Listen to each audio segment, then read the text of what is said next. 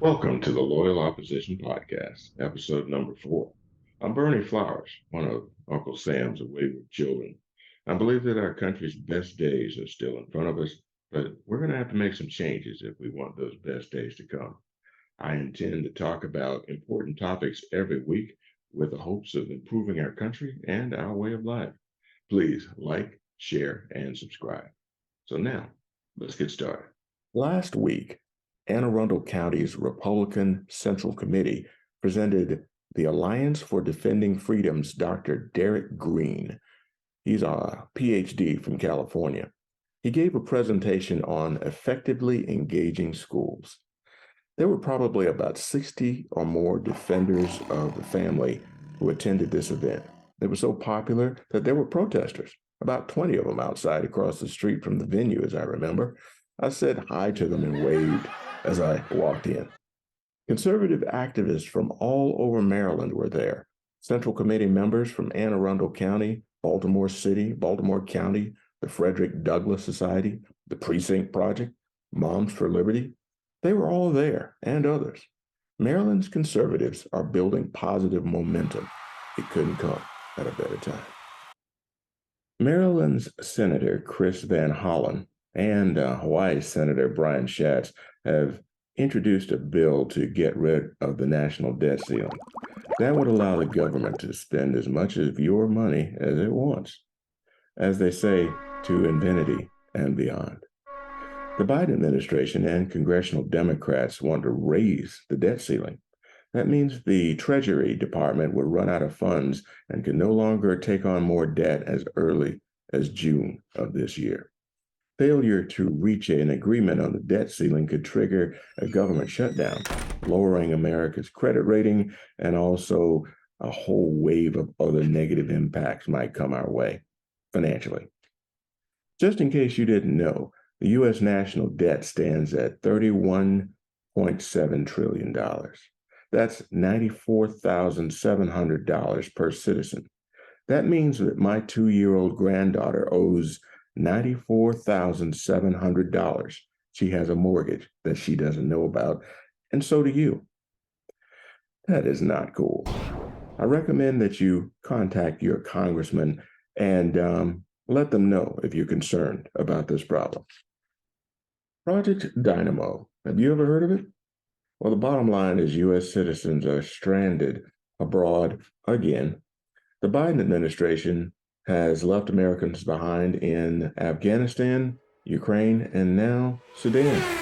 The State Department issued a security alert recently due to the uncertain security situation in Khartoum and the closure of the airport. It's not safe to undertake a U.S. government coordinated evacuation of U.S. citizens.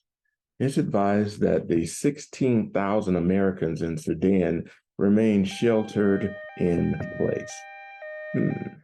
People on the ground confirm that it's a war zone. People are shooting each other. At least 2 Americans have died in the Sudanese capital. Instead of calling them Americans, the Biden administration calls them dual citizens.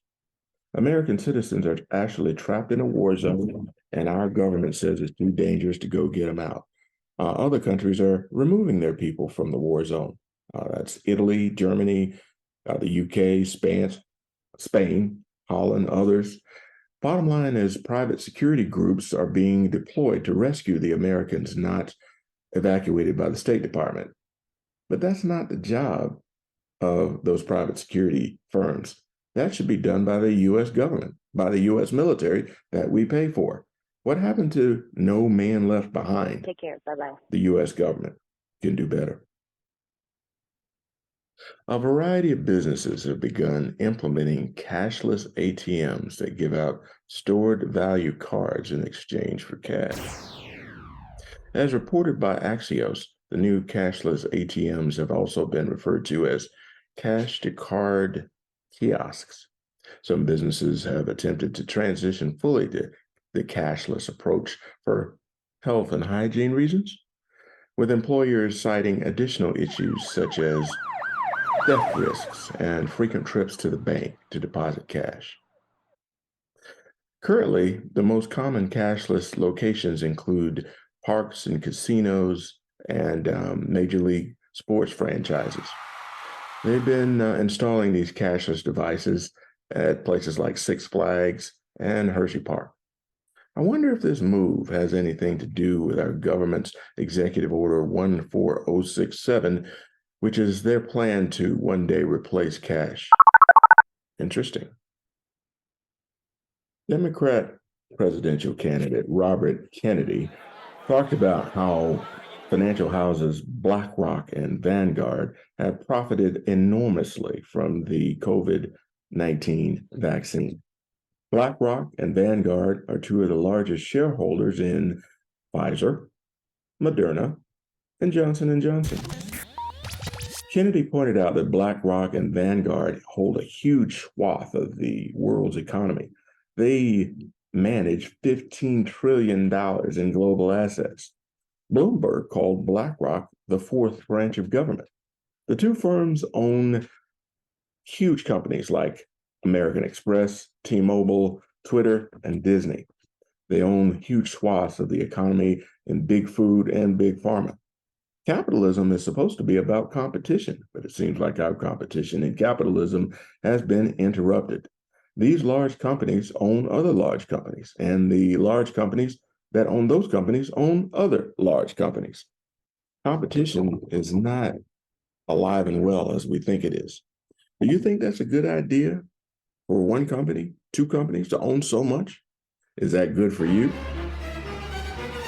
By the way, this Kennedy fellow said on Twitter that the Pentagon partnered with Vanguard in a $1 billion project to censor free speech in America. I think I like this Kennedy fellow. This past weekend, I had the privilege of attending the Washington County Republican Club's Unity Dinner. The keynote speaker was Representative Louis Gohmert from Texas. He gave a great speech and turned out to be a prince of a fellow. Thanks to my friend Matt Breeding and the Washington County Republican Club for inviting me and allowing me to do the invocation. Conservatives took a beating in Maryland's last election statewide, and in my opinion, we majored in the minors. We were so busy pointing fingers at each other that we failed to keep our eyes on the target. We focused on things that don't unify voters. We failed to lead, and that is why we lost. My last boss in the military used to land combat aircraft on aircraft carriers for the Navy. He landed his jet thousands of times while the aircraft carrier was pitching and rolling in open sea. He had a set of tolerances that he had to meet in order to land his aircraft and get home safely. He used to always say to me, "Bernie, perfect is the enemy of good enough." Matt Breeding, Representative Gohmert, and the people who are trying to rebuild Maryland's Republican Party are not looking for perfect. They're looking for good enough.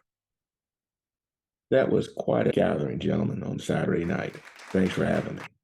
Well, that's about it for now. You've been listening to the Loyal Opposition Podcast in association with Liberty Arise Media and other podcasters.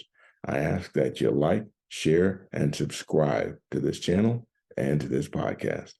Be sure to get your copy of my new book, Black Values Matter. It's available on Amazon, as an ebook on Audible, and also on Apple Books. And remember, it's okay to disagree, but if we want our country to prosper, we must insist on unity, transparency, and civility from ourselves and our fellow citizens. Thanks for listening to the Loyal Opposition Podcast. See you next week.